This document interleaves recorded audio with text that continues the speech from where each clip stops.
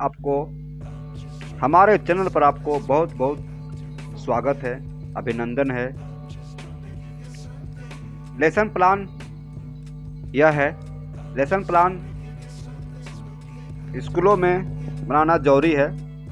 सरकार के निर्देशानुसार स्कूलों में लेसन प्लान के अनुसार ही बच्चों को पढ़ाना है। तो शुरुआत करते हैं। सबसे पहले हम विद्यालय का नाम लिखते हैं। यहाँ पर विद्यालय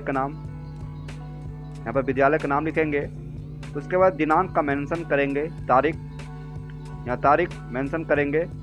घंटी, किस घंटी में आप जा रहे हैं यहाँ पर लिखेंगे।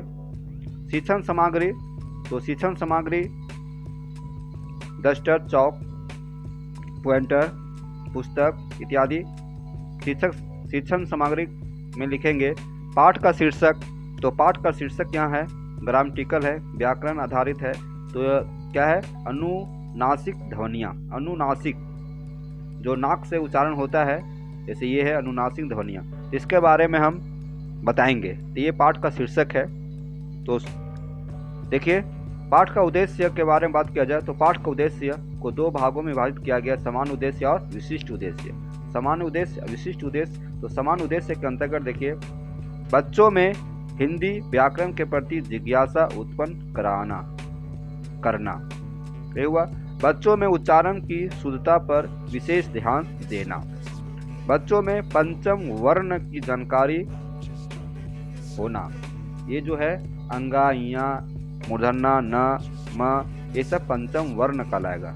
वर्ण का पंचवा, जैसे क ख बोलते हैं अंगा तक, तो अंगा क्या हुआ? पंचवा वर्ण हुआ। विशिष्ट उद्देश्य देखिए, तो विशिष्ट उद्देश्य में क्या है? विद्यार्थी अनुनासिक ध्वनियों के बारे में जान सकेंगे। विद्यार्थी वर्ण की पंचम रूप को पहचान सकेंगे। विद्यार्थी अनुस्वार रूप का प्रयोग कर सकेंगे। अब आया वर्ग व्यवस्था। तो वर्ग व्यवस्था, क्लास मैनेजमेंट कैसे करते हैं? देखिए, वर्ग व्यवस्था के अंतर्गत हम बच्चों को कतारबद्ध तरीके से बैठाते हैं। तो बच्चों को कतारबद्ध तरीके से बैठाएंगे। विद्यार्थियों को हिंदी व्याकरण की जानकारी है, ये हो गया पूर्व ज्ञान। पूर्व ज्ञान क्या हो गया? विद्यार्थियों को हिंदी व्याकरण की जानकारी है। अनुस्वार का प्रयोग की पहचान विद्यार्थियों को पहले से है, ये पूर्व ज्ञान है बच्चों का, विद्यार्थियों का। दे रहा पूर्व ज्ञान। आगे है पाठ प्रस्तुतिकरण। पाठ प्रस्तुतिकरण को 5 कॉलम में विभाजित किया गया है। देखिए, तो पहला है विषय बिंदु। तो विषय बिंदु में क्या है? अनुनासिक ध्वनियाँ। ये विषय बिंदु है, अनुनासिक ध्वनियाँ है। अब आगे देखिए, अध्यापन विधि। तो अध्यापन विधि हम 2 तरह का प्रयोग करते हैं, प्रश्नोत्तरी विधि और व्याख्या विधि। व्याख्या विधि में हम डिटेल से बताते हैं। प्रश्नोत्तरी विधि में क्वेश्चन पूछकर बच्चों से जानने की कोशिश करते हैं और प्रश्न आधारित व्याख्या करते हैं। तो देखिए, तो ये है। तो व्याख्या आप यहाँ लिख सकते हैं, जो चीज पढ़ा रहे हैं यहाँ पर लिख सकते हैं, और प्रश्नोत्तरी विधि को भी लिख सकते हैं। शिक्षार्थी कार्य में देखिए, व्याख्या विधि जब हम कर रहे हैं तो बच्चे ध्यान से सुनेंगे और समझेंगे, और जरूरत होने पर वो पूछेंगे। प्रश्नोत्तरी विधि में आ जाएगा, विद्यार्थी प्रश्नों का उत्तर देंगे और शिक्षक भी प्रश्न के आधार पर पाठ से संबंधित प्रश्न के माध्यम से बताएंगे। टीएलएम का प्रयोग। तो टीएलएम का प्रयोग देखिए क्या है, और मूल्यांकन है। मूल्यांकन में क्या है कि क से अंगा तक के वर्णों में पंचम वर्ण क्या है? ये मूल्यांकन कार्य है। क से अंगा तक, क ख ग घ अंगा, तो अंगा हो जाएगा पंचम वर्ण। जंघा में पंचम वर्ण की पहचान करें। जंघा, तो मैं इसमें पंचम वर्ण की पहचान करना है।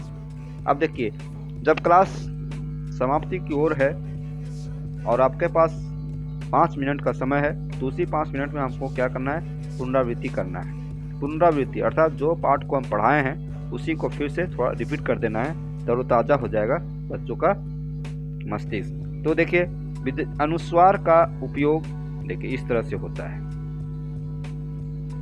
अंगा, इया, मूर्धन्य, दंतना, म, ये है पंचम वर्ण। ये पुनरावृत्ति हो गया। अब गृह कार्य के बारे में बात किया जाए तो गृह कार्य भी बच्चों को देना है ताकि बच्चे घर में पढ़ेंगे। तो अनुनासिक ध्वनियाँ के बारे में आपको क्या जानकारी है, संबंधित प्रश्न देंगे। अनुनासिक ध्वनियों का शब्दों में प्रयोग करें। जैसे यहाँ पर जंघा का प्रयोग किए हैं, अनुनासिक ध्वनियों में यहाँ जंघा है, तो उसी तरह से विद्यार्थी 2-4 करके प्रत्येक पंचम वर्णों का उपयोग करेंगे। अब लास्ट में क्या लिखेंगे, यहाँ पर जो हो जाएगा वर्ग शिक्षक का सिग्नेचर और दाहिने तरफ हो जाएगा प्रधानाध्यापक का सिग्नेचर। इस तरह से शॉर्ट में लेसन प्लान तैयार हो गया। आपको कैसा लगा मुझे बताने की कोशिश करेंगे, और यदि आप हमारे चैनल पर नए हैं तो सब्सक्राइब कीजिए, लाइक कीजिए और बेल आइकन में दिए गए घंटी को ऑन कीजिए ताकि हमारे नोटिफिकेशन आपको मिलता रहे। धन्यवाद।